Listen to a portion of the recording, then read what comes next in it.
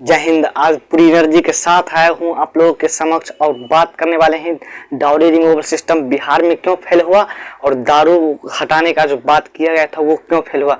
आखिर ये इसका क्रेज वो ज़्यादा से बढ़ ही रहा। लेकिन यहाँ पर बात करते हैं पहले दहेज की, जरूरी है या मजबूरी है। बिहार में सबसे बड़ी बात और सबसे बड़ा प्रश्न यही है, ये मजबूरी है या जरूरी है या मजबूरी है। तो यहाँ पे सबसे पहले ये समझते हैं कि अगर कोई भी लोग यहाँ पे अच्छे खासे पढ़ लेते हैं और अच्छे खासे ग्रोथ कर जाते हैं और घर में टाइल्स वाइल्स चिपका देते हैं तो बस उनकी दहेज हो जाती है जरूरी। यहाँ पे उन लोगों की दहेज जरूरी हो जाती है और वो 10-10 लाख 15-15 लाख इतने सारे पैसे डिमांड करते हैं।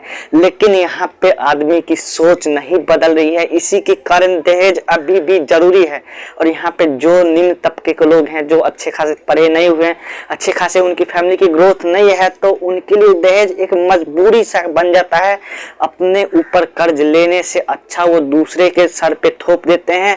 वैसे तो कर्ज में डूबे ही रहते हैं और अपने से बच करके ऊपर कर्ज थोप देते हैं। लेकिन यहाँ पे ये तो एक भिक्षा है और ये आप भीख ही समझ लो, क्योंकि वो भीख वो होता है जो एक तो भीख कटोरा फैला के मांगता है, दूसरा गर्दन दबा के मांगता है, वो भी रंगदारी से मांगता है। लेकिन यहाँ पे सब चीज का वजह है ये जरूरी है या मजबूरी है। बड़े लोग जरूरी मानते हैं, छोटे लोग मजबूरी मानते हैं। और ये है दारू अभी तक बंद क्यों नहीं हुआ, अभी भी चल रहा है। तो इसका सबसे बड़ा इफेक्ट है वो है एजुकेशन सिस्टम को लेकर। सब चीज में एजुकेशन सिस्टम ही जिम्मेदार है। भी क्रेज है तो ये सब चीज का है रोजगार। तो रोजगार पैदा नहीं हो पा रही है गवर्नमेंट के द्वारा और रोजगार नहीं पैदा होने के कारण ही इस चीज का बेरोजगारी बढ़ती है और गलत धंधे लोग अपनाते हैं पैसा कमाने के लिए, अपनी जीविका चलाने के लिए। लेकिन गवर्नमेंट को ये भी सोचना पड़ेगा कि हमारे जो पैसे निकल रहे हैं वो कहाँ से निकल रहे हैं और कहाँ पे खर्च होना चाहिए। एक गाँव से अगर आप देखो देश की और अपने राज्य की इकोनॉमी चेक करोगे तो आप दंग रह जाओगे। एक गांव से महीने में लाखों रुपए निकलते हैं। अगर आपको नहीं पता तो मैं बताता हूँ। अगर किसी का भी घर है, आपका भी घर है, तो आप भी यहाँ पे गवर्नमेंट को टैक्स देते हो। कमॉन आप भी गवर्नमेंट को टैक्स देते हो। और टैक्स देने का यही मतलब है कि आप अपने गांव की डेवलपमेंट के लिए, अपने देश की डेवलपमेंट के लिए वो पैसे देते हो गवर्नमेंट को। लेकिन गवर्नमेंट यहाँ पे खर्चा नहीं करती है, खर्चा कहीं और करती है। अगर वही पैसा गांव की डेवलपमेंट के लिए खर्चा कर दे तो वही गांव एकदम लंदन सिटी बन जाएगी। जंगल राज होगा ही नहीं। फालतू की बयानबाजी हो रही है जंगल राज। लेकिन सब चीज का कारण है एजुकेशन सिस्टम और हमारी थिंकिंग पावर और हमारी ये सोच जो है वही गड़बड़ हो रही है। आज हमारे देश में ऐसे टीचर होगा, इसीलिए कहता हूँ अब बोलना पड़ेगा, बोलना होगा। तो इस तरह के जो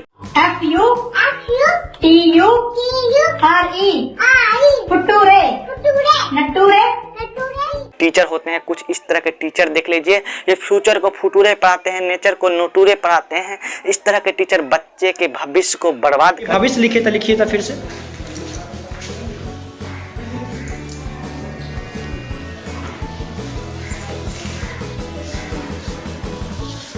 ये आपका भविष्य देते हैं। यहाँ तक कि हमारी मातृभाषा हिंदी को भी इन्होंने रद्दी करके रख दिया है। और अगर आप जाओगे किसी भी मॉल में तो जूते को देखोगे कि वो शीशे में अच्छे से पैक होते हैं, लेकिन यहाँ पे बुक्स को देखोगे आप अभी भी फुटपाथ पे होते हैं। लेकिन हमारी सोच को बदलना चाहिए, इसीलिए कहता हूँ अब बोलना पड़ेगा। हमारे देश के डेवलपमेंट के लिए हमें बोलना पड़ेगा, हमारे देश को साथ देने के लिए अब हमें बोलना पड़ेगा। तो और गवर्नमेंट का साथ दे तभी हमारा देश का डेवलपमेंट बढ़ेगा, तभी हम लोग कुछ कर पाएंगे।